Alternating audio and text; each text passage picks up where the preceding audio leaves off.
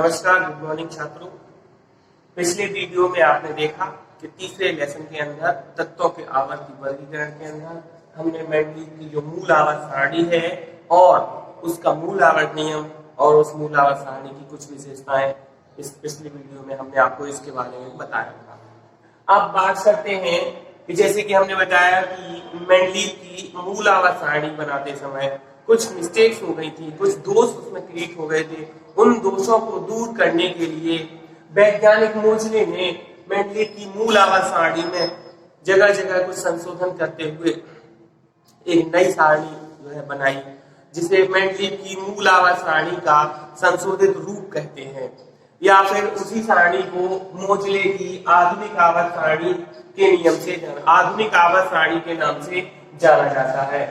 ठीक है दोस्तों, इस आवर्त सारणी की विशेषताएं, बहुत सारी विशेषताएं हैं जो हम आज के इस वीडियो में आपको बताने वाले हैं। बहुत ही इंपॉर्टेंट है, इस टेबल की कुछ विशेषताएं जो है बहुत ही इंपॉर्टेंट है और आगे के चैप्टर में पढ़ने के लिए यहाँ से सीखना बहुत जरूरी है। तो दोस्तों, मेंडलीव की जो मूल आवर्त सारणी में परमाणु भार के आधार पर जो क्रम बनाया गया था, उस क्रम में कहीं कहीं जो मिस्टेक हुई थी। तो सबसे पहले तो इस आवर्त सारणी को बनाते समय या इस आवर्त सारणी की संरचना करते समय उन्होंने जो पहली वाली सारणी का जो तत्वों का श्रृंखलाबद्ध रखने के जो आधार था परमाणु भार, उसको बदलते हुए इन्होंने अब आवर्त सारणी के तत्वों का आधार जो है वो परमाणु भार के जगह पर परमाणु क्रमांक को कर दिया। इससे जो परमाणु भार के क्रम में जो परिवर्तन हो गया दोस्तों, वो दूर हो गया और एक नई टेबल जो है सामने आई। अब ये कहा जाने लगा कि तत्वों को उनके परमाणु क्रमांक के बढ़ते हुए क्रम में अगर रखा जाए तो तत्वों के गुणों में एक रिपीटेशन होती है। इस रिपीटेशन को हम आवर्तता कहते हैं और परमाणु क्रमांक को तत्वों का आधार बनाते हुए एक नियम प्रतिपादित किया गया, जिसे आधुनिक आवर्त नियम कहा गया। और ये नियम का स्टेटमेंट की बात करें तो नियम का स्टेटमेंट कहता है कि तत्वों के भौतिक तथा रासायनिक गुण उनके परमाणु क्रमांकों के आवर्ती फलन होते हैं। मतलब ये कि तत्वों का जैसे जैसे परमाणु क्रमांक अब वृद्धि पाएगा या वृद्धि होगी तो वैसे वैसे उनके गुणों में क्रमिक परिवर्तन आता जाएगा। तो दोस्तों, इस टेबल के बारे में अगर देखा जाए तो ध्यान से, तो इस टेबल का जो स्वरूप था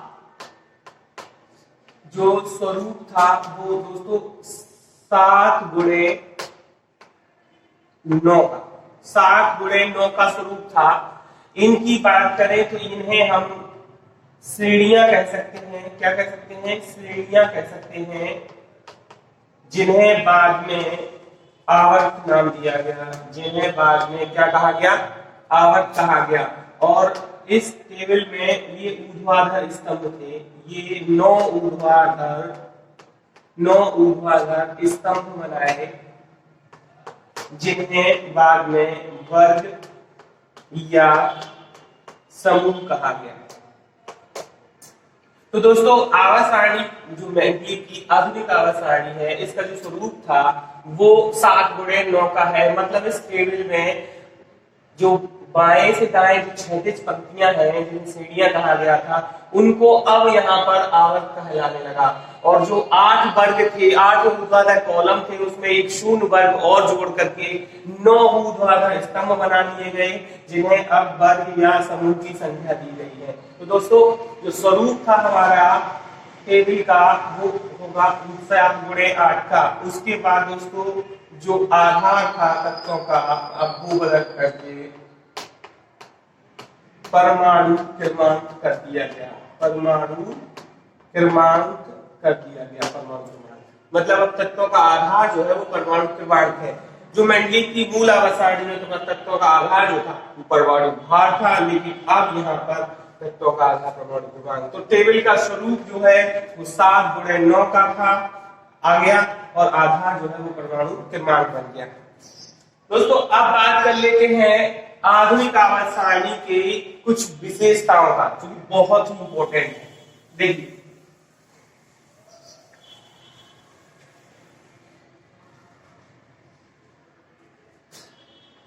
आवर्त सारणी की विशेषता।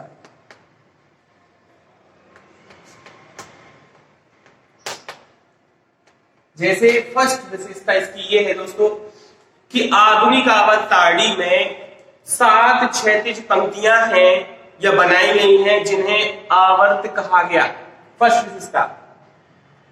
और ऊपर से नीचे के स्तंभों की संख्या 8 से बढ़ा करके 9 कर दी गई है जिन्हें वर्ग या समूह कहा गया।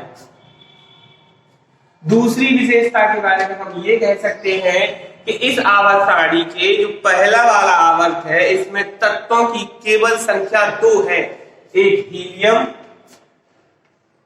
और एक लिथियम, हाइड्रोजन और हीलियम। तत्वों की संख्या केवल 2 है, इसलिए पहले आवर्त को, आवर्त सारणी के पहले आवर्त को अति लघु आवर्त कहा गया। दूसरे व तीसरे आवर्त में, दूसरे व थर्ड पीरियड में 8 तत्व है। दूसरे व तीसरे आवर्त में 8 तत्व उपस्थित हैं, इसलिए इन आवर्त को अति लघु आवर्त के बाद लघु आवर्त नाम कहा गया, लघु आवर्त नाम दिया गया। इसके बाद हम कह सकते हैं कि जो चौथा व पांचवा आवर्त है उसमें तत्वों की संख्या 18 है, उसमें तत्वों की संख्या 18 है, इसलिए चौथे व पांचवें आवर्त को लघु आवर्त के बाद दीर्घ आवर्त नाम दिया गया है, दीर्घ आवर्त। और इसी के साथ हम पांचवी विशेषता में ये कह सकते हैं कि छठवें व सातवें आवर्तों में 32 तत्वों का स्थान रखा गया है। दोस्तों 32 तत्वों का स्थान रखा गया मतलब ये कि फिलहाल वहां पर 32 नहीं है, लेकिन ये माना जा सकता है कि वहां पर 32 तत्व रखने का स्थान है, वहां पर 32 तत्व रखे जा सकते हैं। इसलिए छठवें और सातवें आवर्त को दीर्घ आवर्त कहा गया है, अति दीर्घ आवर्त कहा गया। तो दोस्तों पहले आवर्त में केवल 2 तत्व हैं, इसलिए इसे अति लघु आवर्त कहा गया, अति लघु आवर्त कहा गया। दूसरे व तीसरे आवर्त में 8 तत्व हैं, इसलिए इसे लघु आवर्त कहा गया, इसलिए इसे लघु आवर्त कहा गया और इसको दीर्घ आवर्त कहा गया। चौथे व पांचवें आवर्त में 18 तत्व है, तो इसको दीर्घ आवर्त कहा गया। और लास्ट में छठवें व सातवें आवर्त में 32 तत्वों के लिए स्थान बनाया गया, इसलिए इन्हें अति दीर्घ कहा गया, अति दीर्घ आवर्त कहा गया। अब बात करते हैं छठवीं विशेषता की। तो कहा जाता है कि आवर्त सारणी के वर्ग की संख्या उसकी संयोजकता को प्रदर्शित करती है, उसकी संयोजकता को प्रदर्शित करती है। दोस्तों इसका मतलब ये हुआ कि आवर्त सारणी में जो वर्गों की संख्या है और वर्गों में उपस्थित जो तत्वों की संख्या है उनकी संयोजकता वर्ग की संख्या के बराबर होती है। जैसे हम यहाँ समझ सकते हैं कि पहले आवर्त में हाइड्रोजन, लिथियम, सोडियम, पोटेशियम जैसे तत्व रखे गए हैं पहले आवर्त में। देखना दोस्तों पहले आवर्त में, तो इसका मतलब है कि इन सब की जो संयोजकता है वो 1 होगी। ठीक है दोस्तों, अब बात कर लेते हैं सातवें आवर्त की। तो सातवें विशेषता की। तो सातवें विशेषता के बारे में कहा जाता है कि एक ही वर्ग में जितने भी तत्व रखे जाते हैं उनके सभी के गुण समान होते हैं, उनके सभी तत्वों के गुण समान होते हैं। मतलब ये कहा जाता है कि वर्ग में रखे गए सभी तत्वों के गुण एक समान होते हैं। जैसे सोडियम की बात करें तो ये 1 इलेक्ट्रॉन त्याग करके धनायन बनाता है, उसी प्रकार से पोटेशियम भी 1 इलेक्ट्रॉन त्याग करके धनायन बनाने की क्षमता रखता है। तो दोस्तों ये 7 विशेषताएं आपने देखी। इसके बाद कुछ और ऐसी विशेषताएं हैं जो बहुत इंपॉर्टेंट हैं और पेपर में अक्सर आती रहती हैं। आइए उनको भी हम थोड़ा इंट्रोडक्शन के रूप में जान लेते हैं। रिटर्न वर्क की बात करें तो हम आपको रिटर्न वर्क थ्योरिकली हम जो है सेंड कर दिया जाएगा व्हाट्सएप ग्रुप पर, तो आप उसे नोट कर लेना।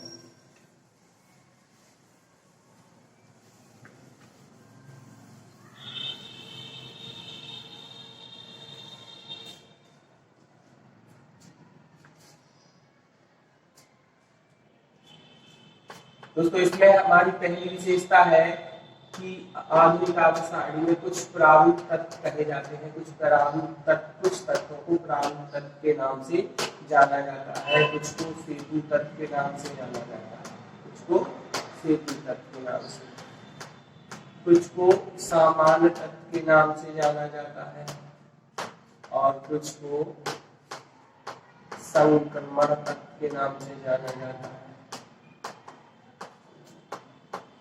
और एक इम्पोर्टेंट रिलेशन है जिसका नाम है विकर्ण संबंध। दोस्तों ये बहुत ही इम्पोर्टेंट टॉपिक है। तो दोस्तों आधुनिक आवर्त सारणी की ये 5 विशेषताओं के बारे में और थोड़ा सा पढ़ना है। देखिए ध्यान से, सेकेंड पीरियड और दोस्तों थर्ड पीरियड। आपको पता है दोस्तों सेकंड पीरियड का फर्स्ट एलिमेंट लिथियम, दूसरा तत्व बेरिलियम, तीसरा बोरान, फिर कार्बन, फिर नाइट्रोजन, फिर ऑक्सीजन, फिर फ्लोरीन और फिर नियॉन। यहां पर थर्ड पीरियड का पहला एलिमेंट सोडियम, दूसरा एलिमेंट मैग्नीशियम, तीसरा एल्यूमिनियम, चौथा सिलिकॉन, फिर फास्फोरस, सल्फर, क्लोरीन और आर्गन। ये सेकंड पीरियड और थर्ड पीरियड के एलिमेंट है आधुनिक आवर्त सारणी का। ये सेकंड पीरियड दोस्तों, ये हमारा वर्ग फर्स्ट से लेकर के ये 7वां वर्ग, और दोस्तों इसको बोलते हैं शून्य समूह।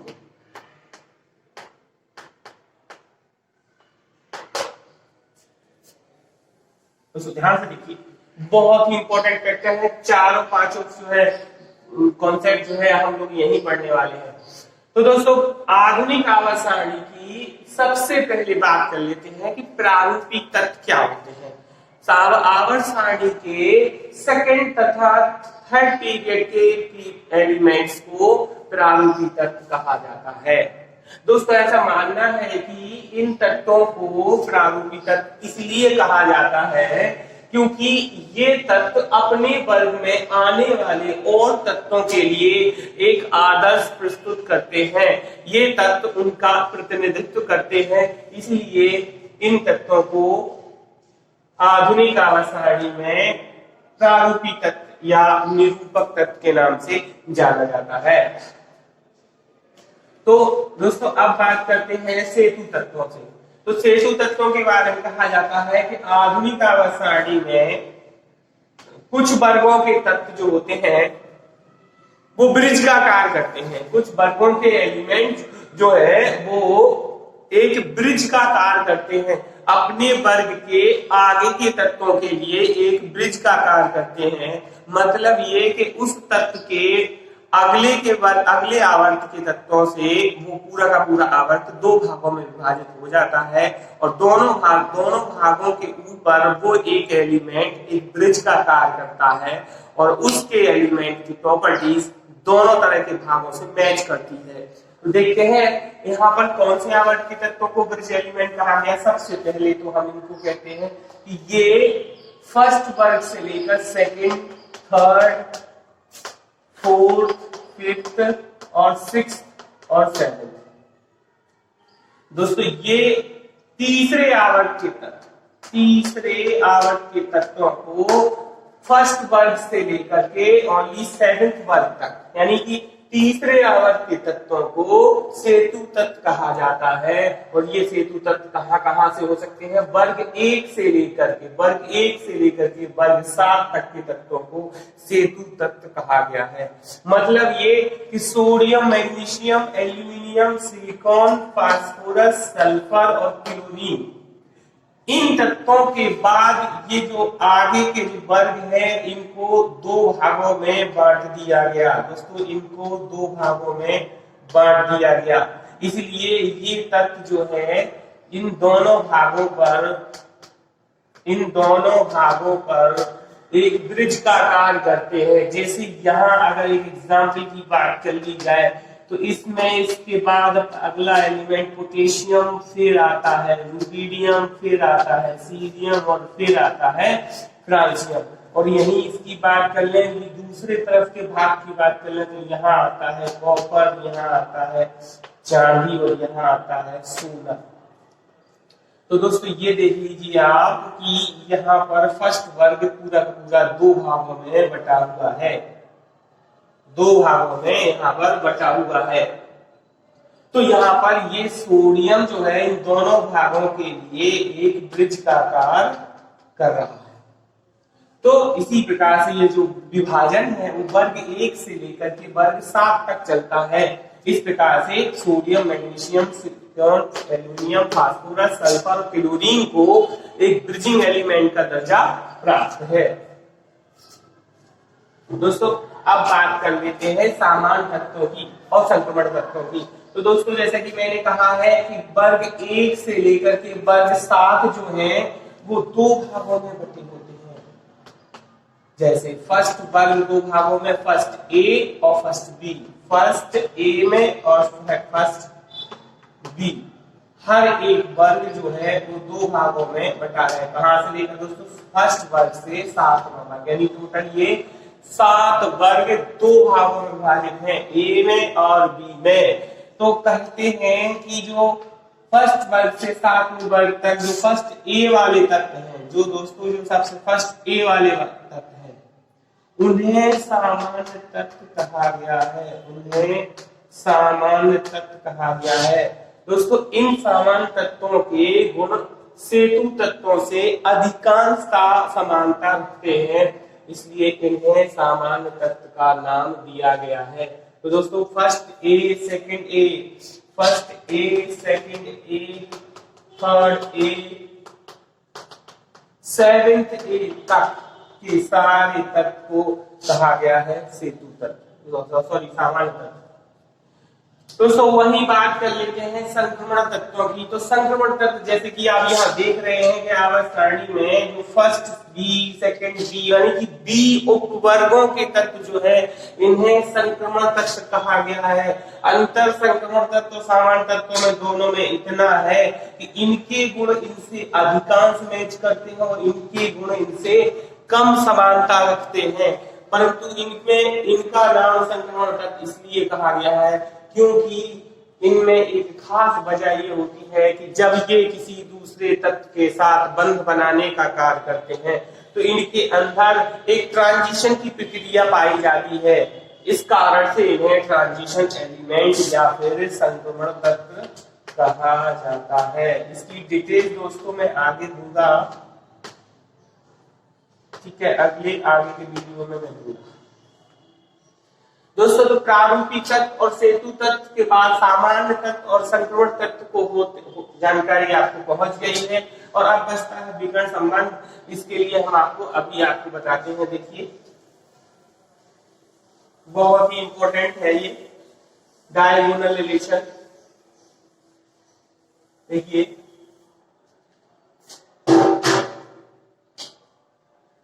दोस्तों डायगोनल रिलेशन की बात करें, विकर्ण संबंध।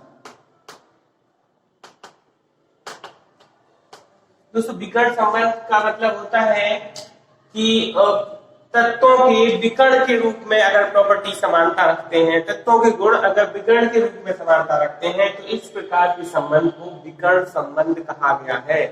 तो दोस्तों क्या होता है कि सेकंड पीरियड के कुछ एलिमेंट्स इसी तरह के संबंध को दर्शाते हैं। तो सेकंड पीरियड के कुछ तत्व थर्ड पीरियड के कुछ एलिमेंट्स में वो भी डायगोनली रिलेशन शो करते हैं। कुछ इस तरह से कि कहते हैं कि लिथियम का समानता मैग्नीशियम से और बेरिलियम की समानता, एल्यूमिनियम से और बोरान की समानता सिलिकॉन से पाई जाती है। तो ये रिलेशन एक डायगोनली होता है, इसलिए इसको डायगोनल रिलेशन कहते हैं। अब आपको दिखाते हैं कि लिथियम का वो कौन सी प्रॉपर्टी है जो मैग्नीशियम से मैच करती है, ना कि सोडियम से। जबकि कहा गया है कि एक वर्ग के जो तत्व होते हैं उनके गुण समान होते हैं, तो इस हिसाब से इसे हम आवर्त सारणी का एक दोष भी कह सकते हैं। तो ये साथ विशेषता के साथ साथ आवर्त सारणी का ये दोष भी है। तो आइए देखते हैं कि विकर्ण संबंध में वो कौन कौन सी प्रॉपर्टी है जो मैच करती हैं। जैसे कहा जाता है कि लिथियम का कार्बोनेट है, जब हम इसको हीट करते हैं, लिथियम का कार्बोनेट जब हम हीट करते हैं तो ये अपने ऑक्साइड में और कार्बन डाइऑक्साइड में अपघटित हो जाता है।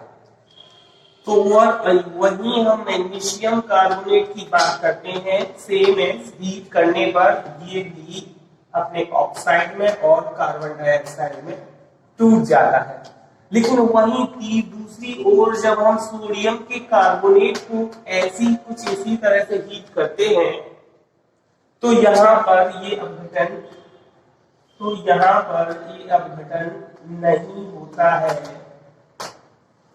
इससे ये समझ में आया कि लिथियम का ये गुण सोडियम से ना मैच करके मैग्नीशियम से मैच करता है। तो इसीलिए हमने देखा कि ये संबंध जो है एक विकर्ण संबंध के रूप में होता है, इसलिए इसे विकर्ण संबंध कहा गया। दोस्तों तो बहुत कितने तत्वों के बीच में संबंध होता है? सिर्फ 3 तत्व। सेकंड पीरियड के पहले 3 तत्व, थर्ड पीरियड के फर्स्ट वर्ग के अगले 3 तत्वों के साथ ये रिलेशन हो करते हैं। लिथियम का मैग्नीशियम से, बेरिलियम का एल्यूमिनियम से, बोरॉन का सिलिकॉन से। दोस्तों तो ये रहे आपके विकर्ण संबंध। दोस्तों कैसा रहा हमारा आज का वीडियो, जो कि आधुनिक आवर्त सारणी, आधुनिक आवर्त नियम और आधुनिक आवर्त सारणी की बहुत सारी इंपॉर्टेंट विशेषताओं के साथ। आगे के टॉपिक्स के साथ हम फिर मिलेंगे, तब तक के लिए धन्यवाद।